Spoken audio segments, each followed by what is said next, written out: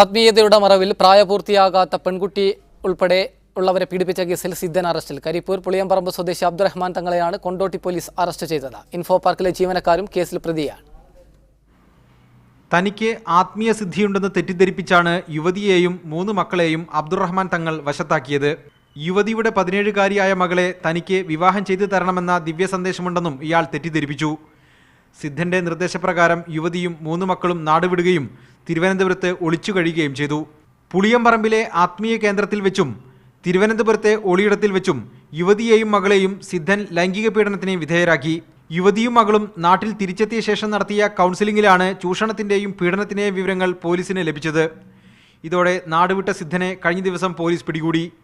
അയാൾക്കെതിരെ മനുഷ്യക്കടത്തിനും സ്ത്രീപീഡനത്തിനും POCSO act ഉൾപ്പെടെയുള്ള വകുപ്പുകൾക്ക് 4 കേസുകൾ രജിസ്റ്റർ ചെയ്തിട്ടുണ്ട്. ഭർത്താവിന്റെ ബിസിനസ് പൊളിയുമെന്നും മാറാരോഗം ബാധിക്കുമെന്നുമുള്ള ഭീഷണിക്ക് വഴങ്ങിയാണ് യുവതിയും മക്കളും സിദ്ധന്റെ ആജ്ഞകൾക്ക് വഴങ്ങിയത്. അബ്ദുറഹ്മാൻ തങ്ങളുടെ ചൂഷണങ്ങൾക്ക് ഇരയായ മറ്റു ചിലരും പോലീസിനെ സമീപിച്ചിട്ടുണ്ട്. കോടതിയിൽ ഹാജരാക്കിയ സിദ്ധനെ റിമാൻഡ് ചെയ്തു. മീഡിയ 1 മലപ്പുറം.